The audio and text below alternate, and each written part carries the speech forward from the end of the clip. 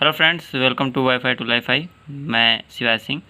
आज के वीडियो में बात करेंगे थ्योरम नंबर 6.4। ये क्लास 10 चैप्टर नंबर 6 है। आइए देखते हैं थ्योरम क्या कहता है। If in a two triangle sides of one triangle are proportional to, that is in the same ratio. Proportional का मतलब सेम रेशियो में। The sides of the other triangles then their corresponding angles are equal and hence the two triangles are similar. तो ये जो theorem है ये totally converse है 6.3 theorem का, ठीक है ना। 6.3 में हमने बात किया था जिसमें आपका करेस्पॉन्डिंग साइड्स दिया हुआ था इक्वल, सेम प्रोपोर्शन में दिया हुआ था, और उसमें हमें करेस्पॉन्डिंग एंगल को इक्वल बताना था। बट यहाँ पे क्या है, उसका अपोजिट है। तो अभी तक आपने उस वीडियो को नहीं देखा है तो प्लीज़ देख लीजिए। मैं 6.3 थ्योरम का लिंक जो है मैं डिस्क्रिप्शन में डाल दूँगा, आप वहाँ से चेक कर सकते हैं। तो आइए समझते हैं इसको। जैसे मान लीजिए कि ये आपका पहला ट्रायंगल हो गया और आप एक दूसरा ट्रायंगल मान लीजिए, ठीक है। नाम दे देते हैं ABCDEF, ठीक है। अब ये कह रहा है कि इनके जो करेस्पॉन्डिंग साइड के रेशियो हैं वो क्या हैं, इक्वल हैं, ठीक है ना। तो हम गिवन लेके करेंगे ताकि आपको हर स्टेप वाइज स्टेप समझ आए। ये आपका गिवन, ठीक है ना। तो गिवन में क्या हो सकता है, तो गिवन में हमें जैसे बताया कि करेस्पॉन्डिंग साइड के रेशियो इक्वल हैं, यानी AB/DE is equal to BC/EF is equal to CA/FD, ठीक है ना। ये करेस्पॉन्डिंग साइड के रेशियो इक्वल दिया हुआ है। अब देखते हैं कि हमें टू प्रूफ क्या करना होगा। तो टू प्रूफ तो एक तरह से हम समझ सकते हैं कि हमें दोनों ट्रायंगल को सिमिलर प्रूफ करना है। बट सिमिलर प्रूफ करने के लिए क्या प्रूफ करना होगा, हमें करेस्पॉन्डिंग साइड्स के रेशियो इक्वल दिए हैं तो करेस्पॉन्डिंग एंगल इक्वल दिखाना होगा, यानी angle A is equal to angle D दिखाना होगा, और एंगल B जो है वो एंगल E के बराबर, and angle C is equal to angle F। Clear. तो इसे हम प्रूफ करेंगे, लेकिन प्रूफ करने से पहले हमें इसे कुछ कंस्ट्रक्ट करना होगा ताकि हम आसानी से इसे प्रूफ कर सकें। तो इसमें जो कंस्ट्रक्शन का पार्ट है उसे भी देख लेते हैं। आइए कंस्ट्रक्शन, ठीक है, जहाँ रिक्वायर्ड होती है वहाँ कंस्ट्रक्ट करते हैं। तो देखिए हम क्या करेंगे कि ये जो आपको ट्रायंगल दिख रहा है इसको हम कट करेंगे, ठीक है ना। मान लीजिए कि DE को हमने पॉइंट P पे कट कर दिया, एक पॉइंट हमने P ले लिया, और DF को भी एक पॉइंट Q पे कट कर दिया। तो आपको दिख रहा होगा कि DP एक क्या बन रहा है, डिस्टेंस बन रहा है, बनेगा ही बनेगा। तो DP हमने इतना डिस्टेंस लिया हुआ है, ऐसे पॉइंट पर कट किया हुआ है कि DP की जो डिस्टेंस है टोटली AB के इक्वल है। उसी तरह DQ के है वो AC के इक्वल है बाय कंस्ट्रक्शन, ठीक है ना। अब इसको हम थोड़ा ज्वाइन भी कर देते हैं। तो हम क्या लिखेंगे, ऐसे लिख देते हैं, ड्रॉ DP, ठीक है ना, या फिर कट कर सकते थे आप, ड्रॉ या ऐसे कर लीजिए और कट, ठीक है ना। DP is equal to AB and DQ is equal to AC, ठीक है। यहाँ तक क्लियर। आइए देखते हैं प्रूफ। प्रूफ से पहले अगर अभी तक आपने चैनल को सब्सक्राइब नहीं किया है, चैनल पर नए हैं तो प्लीज़ चैनल को सब्सक्राइब कर लीजिए और बेल आइकन को भी हिट कर लीजिए। वीडियो अच्छा लगेगा तो आप इसे लाइक भी कर सकते हैं, अपने फ्रेंड सर्कल में इसे शेयर भी कर दीजिएगा। चलिए अब आगे बढ़ते हैं।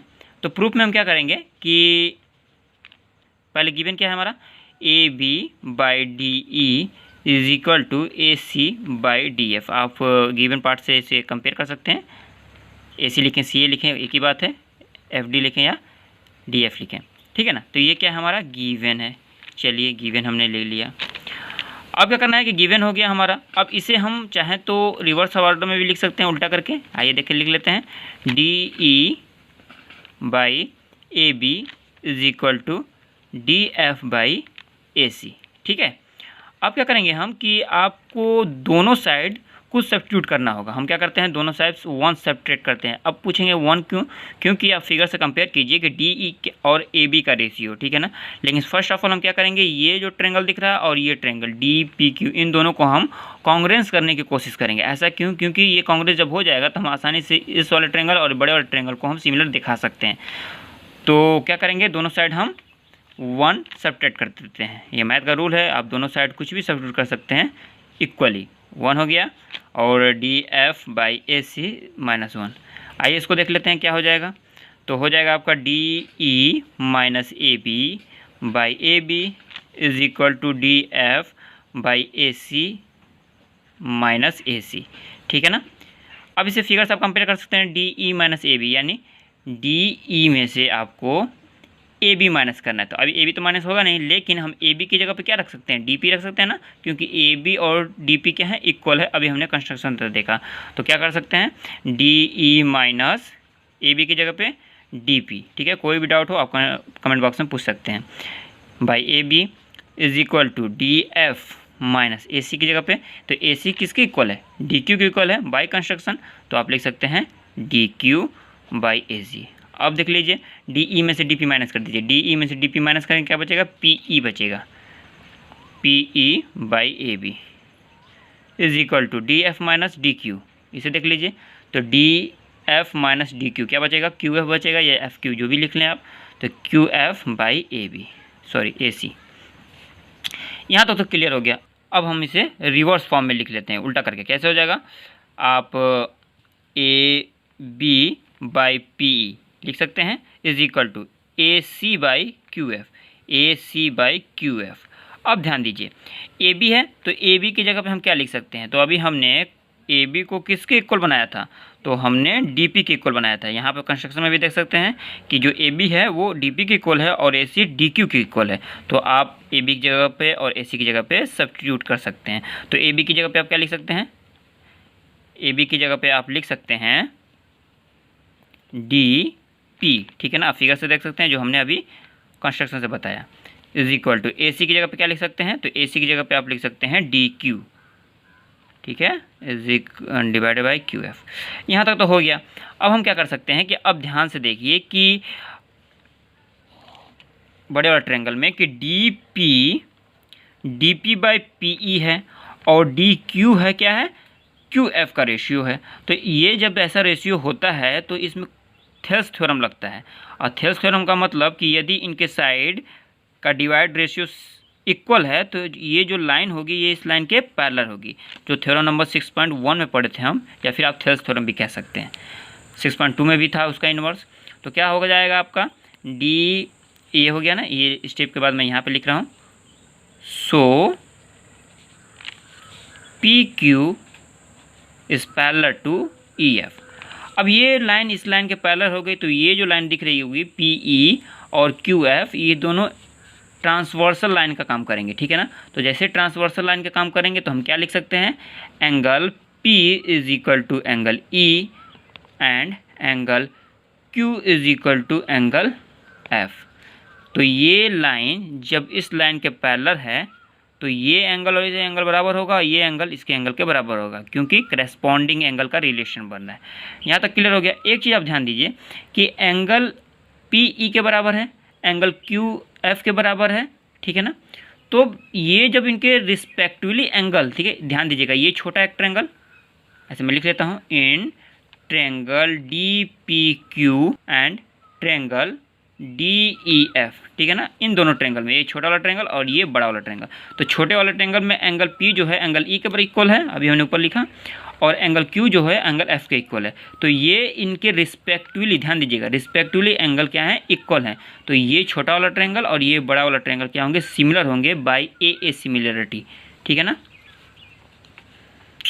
तो हम लिख सकते हैं ट्रायंगल DPQ। ये चीज़ें जिसको थोड़ा सा रिस्पेक्टिव एंगल में कन्फ्यूजन है वो मेरे क्राइटेरिया वाला वीडियो देख सकता है। ठीक है ना, जो मैंने क्राइटेरिया के ऊपर बताया है, criteria for similarity of triangle. ठीक है, सिमिलर टू ट्रायंगल DEF। ठीक है ना, बाय ए सिमिलरिटी लिख सकते हैं। चलिए यहीं पे छोड़ देते हैं, यहाँ तक क्लियर हो गया आपका। अब क्या होगा कि जैसे हमने इसे इस ट्रायंगल और इस ट्रायंगल क्या बताया हमने, सिमिलर बताया, तो इनके साइड का जो रेशियो होगा वो क्या होगा, सेम होगा, सेम प्रोपोर्शन में होगा। तो क्या लिख सकते हैं हम, DP बाई DE, ध्यान दीजिएगा फिगर से, by DQ is DP by DE is equal to DQ by DF is equal to PQ by EF। अब DP की जगह पे हम क्या लिख सकते हैं, तो DP हमारे किसके इक्वल है, AB के बराबर है, जो हमने कंस्ट्रक्शन किया था। कंस्ट्रक्शन का जो पार्ट है बहुत इंपॉर्टेंट है, बीच बीच में हर जगह इस्तेमाल हो रहा है इसका। तो हम क्या लिख सकते हैं, DP की जगह पे आप AB लिख सकते हैं बाई DE। यहाँ तक क्लियर। DQ की जगह पे क्या लिख सकते हैं, तो DQ को हमने AC के बराबर बनाया था, तो AC by DF is equal to PQ by EF। यहाँ तक क्लियर। अब आते हैं जो गिवन का पार्ट है, तो A B by D E is equal to A C by D F. देखिए इस चीज़ के इक्वल है, तो A B by D E और ए सी कहें या सी ए करें बाई एफ डी, ये दोनों जो है B C by E F के इक्वल है। ध्यान से दीजिएगा कि ये तीनों एक दूसरे के इक्वल हैं, तो ये दोनों भी तो इसके इक्वल होंगे, कहा जा सकता है। तो B C by E F, यानी आप इतने की पूरे की जगह पर क्या लिख सकते हैं, B C by E F, यानी is equal to B C by E F. ठीक है ना, ये किसके को लिखा जाता है, P Q by E F. अब ध्यान दीजिएगा, अब दोनों रेशियो में जो डिनोमिनेटर है वो क्या है, सेम है, यानी ई एफ, तो जो डिनोमिनेटर होगा क्या होगा, एक दूसरे के इक्वल हो जाएगा। So B C is equal to P Q, ये आ गया हमारा B C is equal to P Q. यहाँ पे आप गिवन भी लिख सकते हैं ताकि आपको क्लियर है, B C is equal to P Q. तो ध्यान दीजिएगा कि बी सी जब पी क्यू के इक्वल हो गया, ये साइड इसके इक्वल हो गई, यानी इस ट्रायंगल को ध्यान दीजिए, दोनों ट्रायंगल को, ये जो ए बी है डी पी की इक्वल है बाय कंस्ट्रक्शन, ए सी जो है वो डी क्यू की इक्वल है बाय कंस्ट्रक्शन, और बी सी और पी क्यू क्या है, ये इक्वल है किससे, प्रूफ करने से ये क्या है, दोनों इक्वल है। तो हम कह सकते हैं कि triangle A B C triangle D P Q के कॉन्ग्रुएंस है, यानी लिख सकते हैं triangle A B C is congruence to triangle D P Q. Bracket में क्या आ जाएगा, तो तीनों साइड से हमने इसको कॉन्ग्रुएंस किया है, ऐसे हम क्राइटेरिया लिख सकते हैं। तो अब ये देखिए कि ये दोनों क्या हो गए, ट्रायंगल कॉन्ग्रुएंट हो गए। तो एंगल बी जो होगा एंगल पी के इक्वल होगा, angle B is equal to angle P, और एंगल पी को हमने किसके इक्वल दिखाया था, ई के equal, is equal to angle E. ठीक है, और angle C is equal to angle Q होगा, तो क्यू किसके इक्वल बताया था हमने, एफ के इक्वल, तो लिख सकते हैं angle C is equal to angle Q is equal to angle F. यहाँ तक क्लियर। और एंगल ए जो है एंगल डी के इक्वल है आपका, क्योंकि ये दोनों ट्रायंगल क्या है, कॉन्ग्रुएंस है, तो angle A is equal to angle D. तो ध्यान दीजिएगा कि एंगल बी ई के इक्वल है, एंगल सी एफ के इक्वल है, और एंगल ए जो है वो एंगल डी के इक्वल है, यानी इनके करस्पॉन्डिंग एंगल क्या हो गए, इक्वल हो गए। Has proved.